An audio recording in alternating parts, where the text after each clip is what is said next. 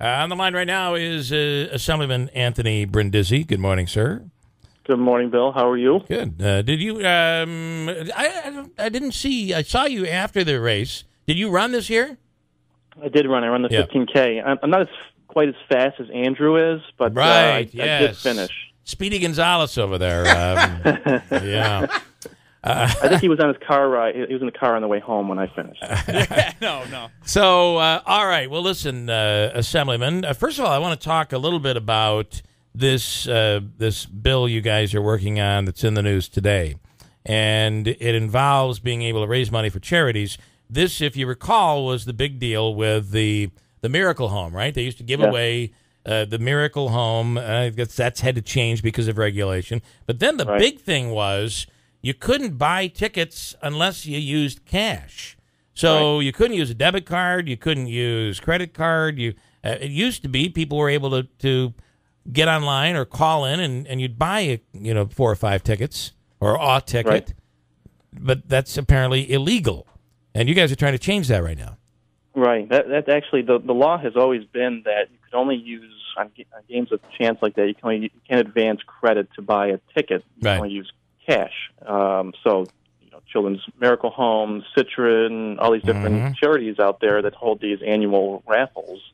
The Gaming Commission came down on them a couple of years ago saying you could no longer do this. So now they had to find remote locations to sell their tickets and collect cash, which really cut into their profits. And these are their major fundraising efforts for the year. So Senator Griffin and I worked with several colleagues. There was a similar issue in Western New York, so we worked with some legislators out there to pass the Charitable Gaming Act of 2016, which essentially modernizes the gaming law to say that for these raffle ticket contests, you can use credit card, check to purchase one of these raffle tickets. So the bill passed overwhelmingly in both houses. I don't think there are any opposition to it, to be honest with you. And now it's on the way to the governor to be signed, and we had nothing but support from, Paxton St. Luke's and Citron Home and all these different organizations, because this is really their way to raise money for their organization. Now they're doing great things. This legislation that you're talking about won't make it legal to use a credit card, but it would allow you to use your debit card. Am I correct with that? Right. Because I understand totally. Because it's my mentality. If I knew that I could go out and play for the $500 million and I could put it on my Amex and then I'll worry about it after I win. That's problematic. Right. So if you're a degenerate gambler, you're going to inappropriately use credit cards, I guess. So I guess I can understand that. But your debit card is as good as cash. It's just taking money out of your account. Absolutely. It's more convenient to call in or to go online and use debit card than it would be to just go to a bank or whatever to purchase the ticket. Okay. With that said, we were off when the congressional primary ran. Claudia Tenney with a big, overwhelming win in both Herkimer and Oneida County. And turnout, certainly in Herkimer County, was half of what it was 2 years ago. So I'm not sure what that means. But what's your take on this? It looks like it's going to be a 3-person race. It's going to be an interesting race. I wasn't surprised when I saw that Assemblywoman Tenney won. I think that she certainly has more name recognition than Steve Wells did, and she's a very good campaigner. It's going to be interesting what happens going forward. Kim Myers is the Democrat from Binghamton area running, and I know that the Democratic Congressional Campaign Committee is behind her and going to put whatever resources they can into this race because they think that they can pick it up. But one thing I would advise her campaign to do is you have to put some more face time in Oneida County. Really? Population base. We've not heard.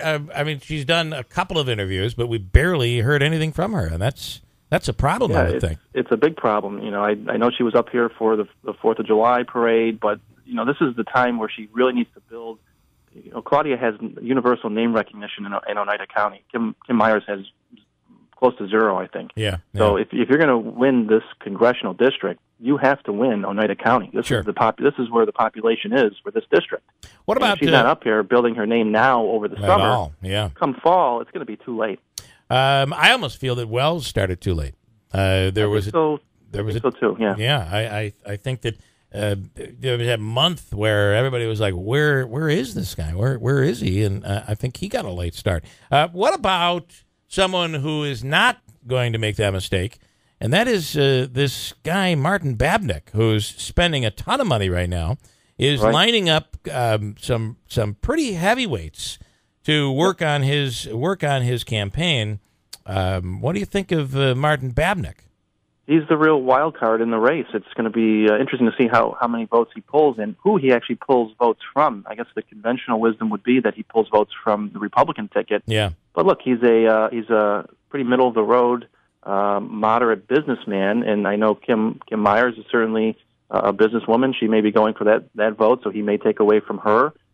He's doing the right things now, though. He's building his name recognition by having the commercials on TV.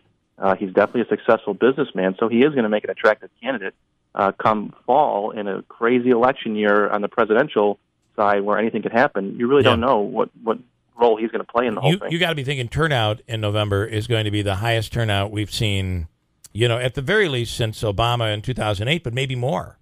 I think so. I think it would probably be higher than it was in the past because people are charged up on both sides. It's funny, people are very charged up, but no one's very excited about their presidential candidate. Yeah, they're all charged up, and they're plugging their nose. Many of them. Exactly. Okay, so your situation here would be you have a local candidate in Claudia Tenney in the race. She is a Republican. You're a Democrat. Right. Normally, it would be as you'd play the party rule, and you would endorse the downstate Democrat. But now you've got this guy from Little Falls.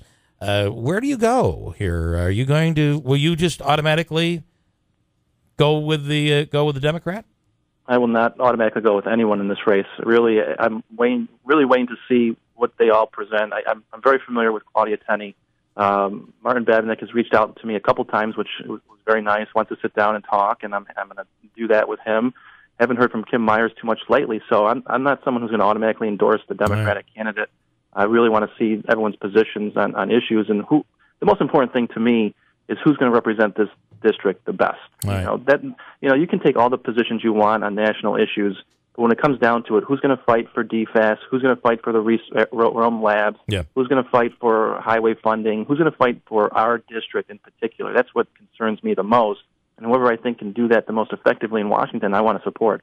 Assemblyman Anthony Brindisi, thanks for the time. I appreciate it. We'll get you in studio maybe next week. Sounds good. Thanks, Bill. Thanks so much. Got a break.